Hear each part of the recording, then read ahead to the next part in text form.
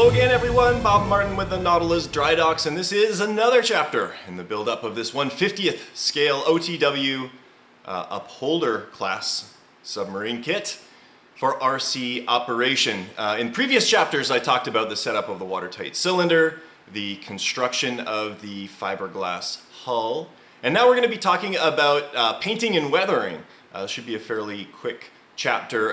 Fortunately, this is a nuclear boat and there's not a lot to it. I'm not going to get into a lot of really complicated procedures. I'm doing this for something that could make a big difference with a small amount of work that almost anyone can do. So let's get started and see how we're going to do this. Alright, with weathering, the first and main thing that you need to remember is that less is more. Subtle effects are really what we're going after here. If you over-weather the boat, it's going to look like it went through the ringer and is ready for the bottom of the ocean. What I've chose to do is base coat the entire model in flat black. It's a Painter's Touch 2-in-1 flat black rattle can that you get from your local hardware store. What I'm going to do now, I'm going to just add some subtle streaking and weathering to the hull just to make a little bit more visual interest when you get close to the boat. And the medium that I've chosen to employ, as I typically do for this purpose, is a little bit of crushed pastel powder, and this is called Highlight White. Right here, but you can make this just with any pastel, grind it up with some sandpaper. You can see I've spread it out on paper towel here, just using a paintbrush lodged into a shop towel. And what we're going to do, ensuring that we utilize vertical strokes, we are going to wipe straight down along the hull randomly, just varying lengths, varying degrees of concentration, and you're going to go down the sides of the boat. Now, if it looks kind of weird right now and uneven, don't worry about it, because the thing about these pastels that I really like is that you can adjust how prominent they are by wiping. So now that we've got that on there, just going to use that paper towel or shop towel, and we're going to wipe down in the same direction. Now, because this is a flat finish on the boat, that pastel is going to basically be ingrained in the paint, so it won't come off when it gets wet. Now, if you get too much in some areas, or if you get a higher degree of color lower than on top, which is not what you want, you can just put a little bit of water on there and wipe it off vigorously. And it works really well for creating this streaking effect. So I'm going to go ahead and do that down the length of the entire hull and along the sail, and we'll take a closer look at the finished product. Alright, here is the finished, kind of streaking aspect of the weathering. This did not take long at all. I'm going to say this took maybe 15 or 20 minutes to do all in. But what I love about this technique, easy to use, very forgiving in case you mess up, and it also does a really good job of highlighting a lot of the areas, these rivets. Particularly here on this sonar panel, you can see that it really highlighted those rivets as you wipe everything down. And realistic, it looks very realistic as well. So really like the technique. What we're going to do now, we're going to move on to just a little bit of rust. You can't get away from that when any sort of steel boat is put in the ocean, so we're going to be very judicious in our utilization of some rusting on the boat, just to add a little bit of color, a little bit of visual interest, and highlight some of the really neat panels and scribe lines that are in the boat. Alright, for rusting effects, what I like to utilize is a little bit of oil paint. These are oil colors that you can get online. just squeezed out a little bit onto a rag, and I'm going to use a fine paintbrush. What we're going to do, as I said before, is make sure that less is more. So I'm just going to zoom in on this little panel here, and I'll show you the technique. It's super easy. Really, you're just going to outline this little panel, and I put more in the bottom typically. Then you're just going to take a rag, and with kind of one movement, you're just going to wipe down. And what you get is a really neat, subtle streaking movement effect, and you can wipe it until you get the desired look. So that was super easy. And then when you back out, it just adds a little bit of visual interest from a distance, a little bit of extra color. You can see how that sail has turned out there. So this boat will obviously have just been coming back from you know, a patrol. It's got some weathering, it's got some rusting, so I really like it. The standard matte, straight black nuclear boats are, in my opinion, pretty boring. You need to add just a little bit of visual interest to draw the viewer's eyes into the boat and make it fun to look at. So I'm going to complete the rusting weathering, and then we'll move on to the next phase.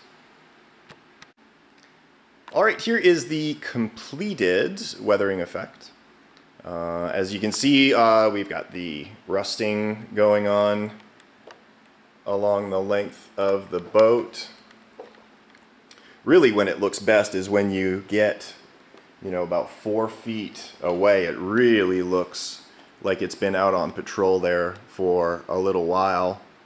And once we add the scum line, the water line on the boat, the effect will really be complete. But what we're going to work on now is finalization of the exhaust ports.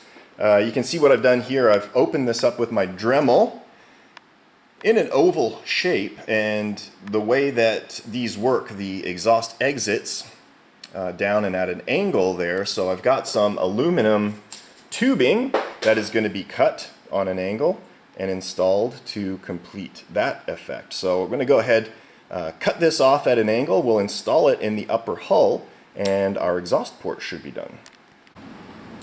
All right, let's talk about dry transfers, which is something that we need to do before we get to the water line that we were talking about earlier.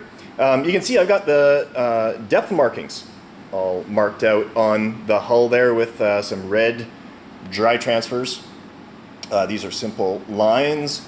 These are all numbers. We got the front on the bow there, and then on the tail.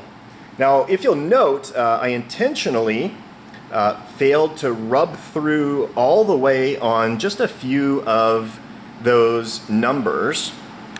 You can see on the 80 marking, and a little bit on the 90, a little bit on the 100 there.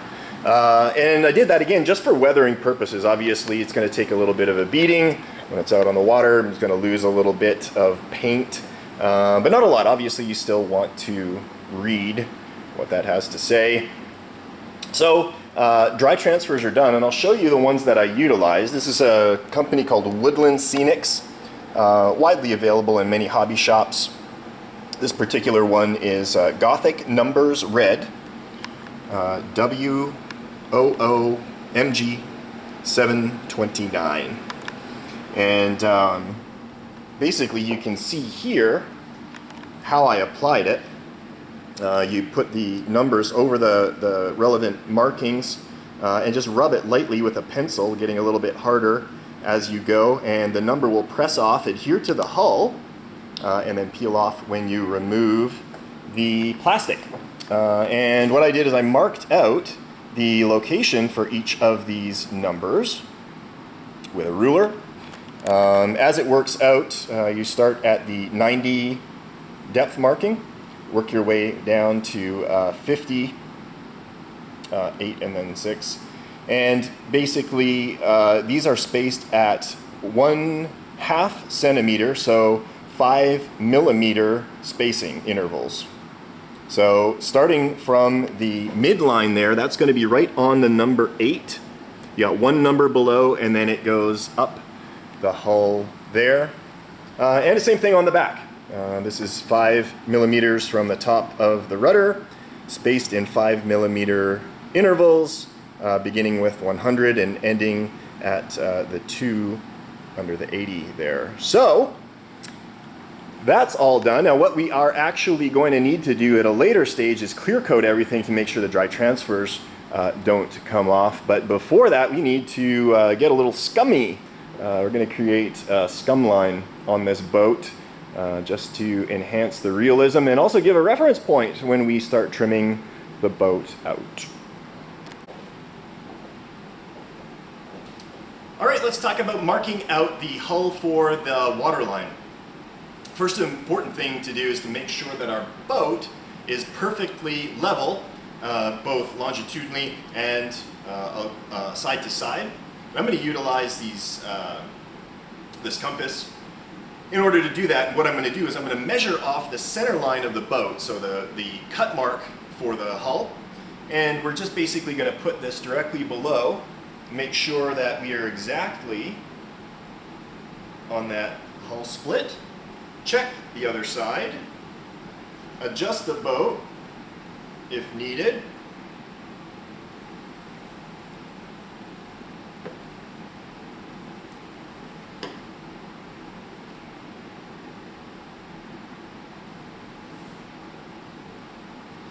Perfect, and take a couple of measurements along the boat and make sure that it is equal along the whole side. Now in this particular case, the aft end is higher than the front, so I'm going to put a spacer under the front of the boat stand there to get it up. So let's do that. Level out your boat, and then we'll move on to the next step. All right, my boat is level now. Now what you're going to need to do is build a contraption. Now earlier I showed you how to mount your Dremel in that adjustable bracket that you built. If you didn't build that, or if you don't want to take the time to dig it out from wherever you left it, you can build a very simple contraption utilizing a square, pencil, and some rubber bands. The way that this is going to work is you're going to put this on your level work surface and mark out the water line along the entire length and circumference of your boat. So the water line that I am aiming for is actually going to be about 5 millimeters above this demarcation in the hull. So I will adjust my pencil. Should be perfect right about there. You're going to want a little bit of a downward angle because obviously the hull is sloped. So that all done, your boat's level, set up your marker, and you're going to mark out all the way around the perimeter of your boat lightly with your pencil.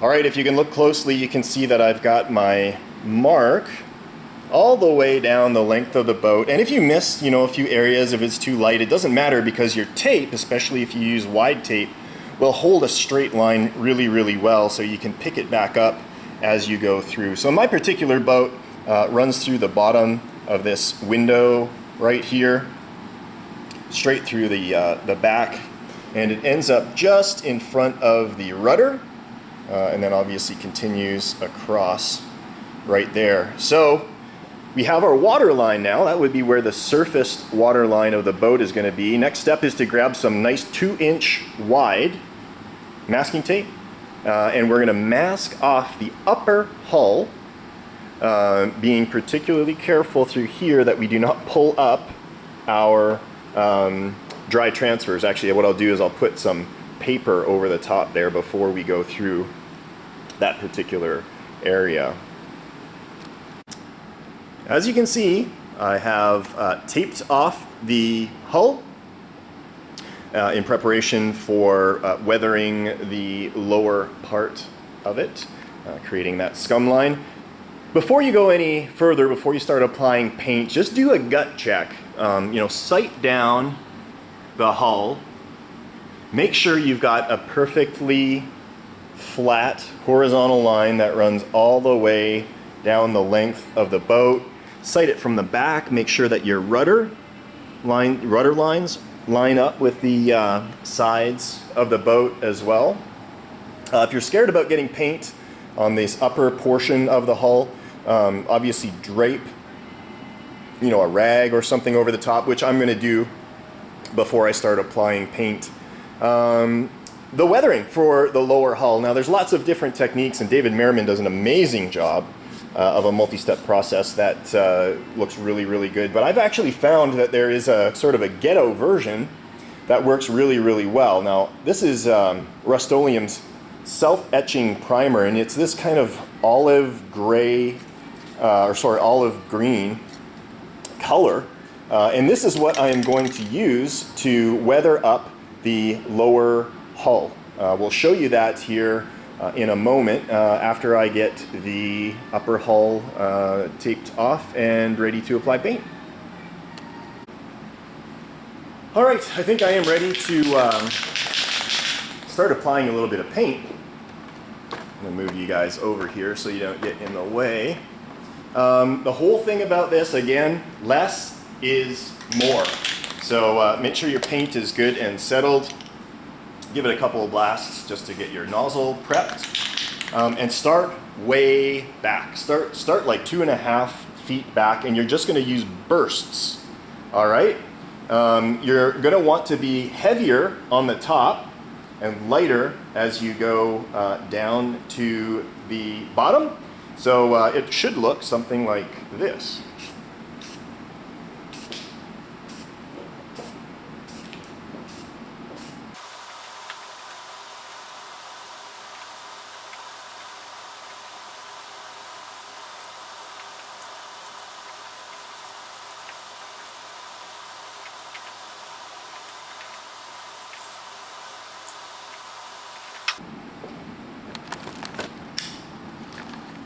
And there we go. I might do a little bit of tweaking here in a moment, but that is it, kind of in a nutshell, roughly.